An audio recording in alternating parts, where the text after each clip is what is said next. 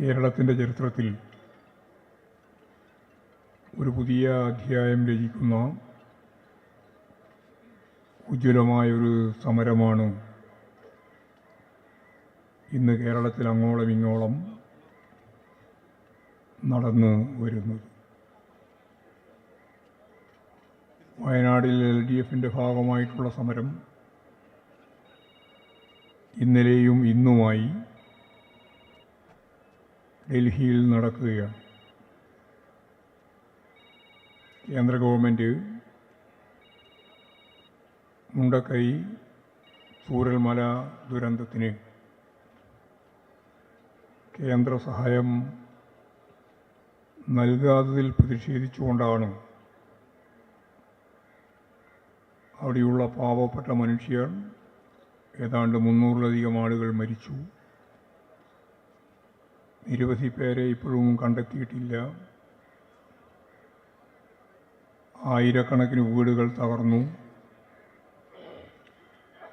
പുനരധിവാസത്തിന് 2000 കോടി രൂപയെങ്കിലും കേന്ദ്രം നൽകണം എന്നാവശ്യപ്പെട്ടുകൊണ്ടാണ് വിവിധ ബാങ്കുകളിൽ നിന്ന് അവർ എടുത്ത കടം ദേശാധികൃത ബാങ്കുമായിട്ട് ബന്ധപ്പെട്ട് എഴുതി തള്ളണം എന്ന കാര്യവും, കേരള ബാങ്കിൽ നിന്നെടുത്ത കടം കേരള ഗവൺമെൻറ്റിൻ്റെ അഭ്യർത്ഥന അനുസരിച്ച് അത് എഴുതി തള്ളിക്കഴിഞ്ഞു എന്നുള്ള കാര്യം ഓർമ്മിപ്പിച്ചുകൊണ്ട് കേന്ദ്ര ഗവൺമെൻറ്റിനോട് നമ്മൾ ആവശ്യപ്പെടുകയാണ്. ആ ദുരന്ത ഭൂമിയിൽ നിന്ന് രക്ഷപ്പെട്ടു നിൽക്കുന്ന ആ കുടുംബങ്ങളെ നിലനിർത്താൻ വേണ്ടി അവർ വാങ്ങിയ കടം എഴുതിത്തള്ളാനാവശ്യമായ നിലപാട് സ്വീകരിക്കണം എന്നെല്ലാമാണ് അവർ മുന്നോട്ടേക്ക് വെക്കുന്ന മുദ്രാവാക്യം. കേന്ദ്ര ഗവൺമെൻറ്റിൻ്റെ തെറ്റായ നിലപാടിനെ ശക്തിയായിട്ട് പ്രതിഷേധിക്കാൻ തുടങ്ങിയിട്ട് കേരളത്തിൽ വർഷങ്ങളായി. ഇടതുപക്ഷ ജനാധിപത്യ മുന്നണി ഗവൺമെൻറ് കേരളത്തിൽ ഭരണം തുടങ്ങിയിട്ട് ഏതാണ്ട് 8 വർഷത്തിലധികമായി. വളരെ ചുരുക്കം മാസം കഴിയുമ്പോൾ ഏതാണ്ട് 9 വർഷവും. 2026 മെയ്യിൽ വീണ്ടും തിരഞ്ഞെടുപ്പ് നടക്കാൻ പോവുകയാണ്. അസംബ്ലി തിരഞ്ഞെടുപ്പിൻ്റെ ഭാഗമായി കേരളത്തിലെ ജനങ്ങൾ അഭിമുഖീകരിക്കുന്ന പ്രശ്നങ്ങളെ ഇടതുപക്ഷ ജനാധിപത്യ മുന്നണിയും അതുപോലെ തന്നെ ഇടതുപക്ഷ ജനാധിപത്യ മുന്നണിക്ക് നേതൃത്വം നൽകുന്ന CPIM-ഉം വ്യക്തമായ കാഴ്ചപ്പാടോടുകൂടി കൃത്യമായിട്ട് ജനങ്ങളുടെ മുമ്പിൽ അവതരിപ്പിക്കുകയും ജനങ്ങളുടെ മുമ്പിൽ അവതരിപ്പിച്ച പരിപാടികൾ നടപ്പിലാക്കുന്നതിന് വേണ്ടി ഭരണഘടനാപരമായിട്ട് നമ്മുടെ ശേഷി, കഴിവ് ഒരു ഫെഡറൽ ഗവൺമെൻറ്റിൻ്റെ ഭാഗമായിട്ടിരിക്കുമ്പോൾ കേന്ദ്ര ഗവൺമെൻറ് കേരളത്തിന് അർഹതപ്പെട്ട കേരളം ഇന്നത്തെ ഇന്ത്യയുടെ മാതൃകയായിട്ട് നിൽക്കുന്ന ഒരേ ഒരു ഇടതുപക്ഷ മുന്നണി ഗവൺമെൻറ്റുള്ള സംസ്ഥാനമാണ്. ആ കേരളത്തെ ഫലപ്രദമായിട്ട് മുന്നോട്ടേക്ക് നയിക്കുക എന്നത് ശക്തിയുള്ള ഒരു കേന്ദ്രവും പ്രബലമായ സംസ്ഥാനങ്ങളും എന്ന ഫെഡറൽ സംവിധാനത്തിൻ്റെ ഭാഗമായി നമുക്ക് അവകാശപ്പെട്ട ആനുകൂല്യങ്ങൾ അല്ലെങ്കിൽ നമുക്ക് അവകാശപ്പെട്ട ഏറ്റവും പ്രധാനപ്പെട്ട നമ്മുടെ വിഹിതം കേന്ദ്ര ഗവൺമെൻറ്റാണ് മുഴുവൻ ടാക്സും ഇപ്പോൾ പിരിക്കുന്നത്. GST വന്നതോടുകൂടി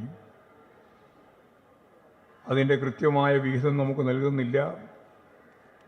അത് നൽകണം.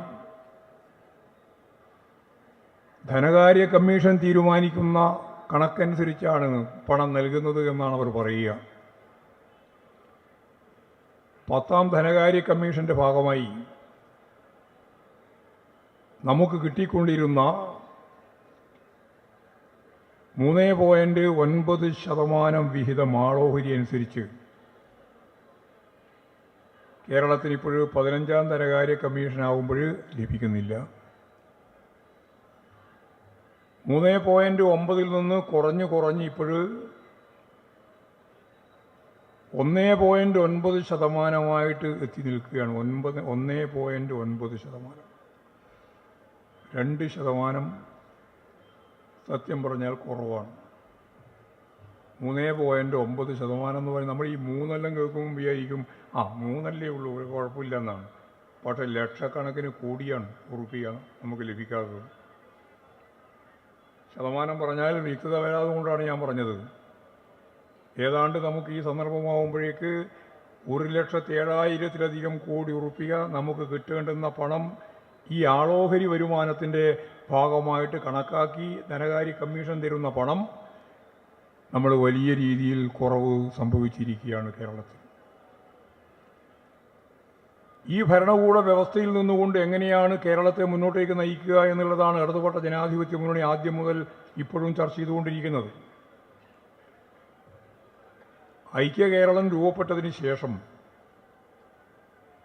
ആദ്യം നടന്ന തെരഞ്ഞെടുപ്പിലാണ് അന്ന് CPIയുടെ ഭാഗമായിട്ടുള്ള സംസ്ഥാന സമ്മേളനം തൃശ്ശൂരിലാണ് നടന്നത്. 1956 ജൂണിൽ നടന്ന ആ സമ്മേളനത്തിൽ വരാൻ പോകുന്ന കേരളത്തിലെ ഐക്യ കേരളത്തിൻ്റെ ഭാഗമായിട്ടുള്ള ആദ്യത്തെ പൊതു തിരഞ്ഞെടുപ്പ്, ആ പൊതു തിരഞ്ഞെടുപ്പിൽ കേരളം എങ്ങനെയാണ് മുന്നോട്ടേക്ക് പോകേണ്ടത് എന്നതിൻ്റെ അസ്ഥിവാരം പടുത്ത നിലപാട് സ്വീകരിച്ചത് ആ സമ്മേളനമാണ്. ഈ കേരളത്തിൻ്റെ ജീവിതം, ജനങ്ങളുടെ ജനജീവിതം ഇന്നത്തെ രീതിയിലേക്ക് മാറ്റുന്നതിനു വേണ്ടി സാധിച്ച അടിത്തറ രൂപപ്പെടുത്തിയത് അന്നാണ്. 56 നടന്ന സമ്മേളനത്തിൻ്റെ ഭാഗമായി വരാൻ പോകുന്ന തെരഞ്ഞെടുപ്പിൻ്റെ മുമ്പിൽ പ്രകടന പത്രികയായിട്ട് വെക്കേണ്ടുന്ന കാര്യം കൃത്യമായിട്ട് കേരളത്തിൻ്റെ വികസനവുമായി ബന്ധപ്പെട്ട് അടിസ്ഥാനപരമായ ഇടപെടലുമായിട്ട് ബന്ധപ്പെട്ട് തീരുമാനിച്ചു. അത് പ്രകടന പത്രികയായി വെച്ചുകൊണ്ടാണ് യഥാർത്ഥത്തിൽ 1957 ഏപ്രിൽ ഗവൺമെൻറ് അധികാരത്തിൽ വരുന്ന ആ തെരഞ്ഞെടുപ്പ് നടന്നത്. അതിലെ മൗലികമായ കാര്യം,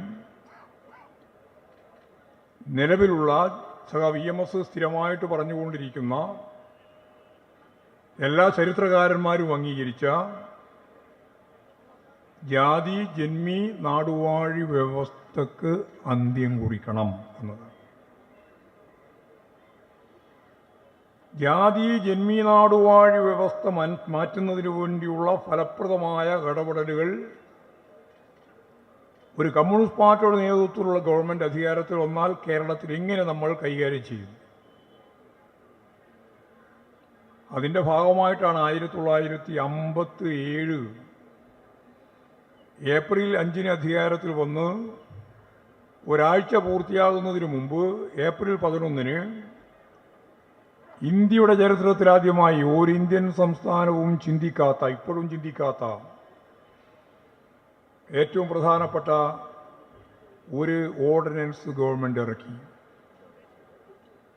ആ ഓർഡിനൻസാണ് ഭൂമിയിൽ നിന്ന് പാവപ്പെട്ട കുടിയെടുപ്പുകാരനെയും കുടിയാനെയും ഒഴിപ്പിക്കരുത് എന്ന്, കുടി ഒഴിപ്പിക്കൽ വിരുദ്ധ ഓർഡിനൻസ്.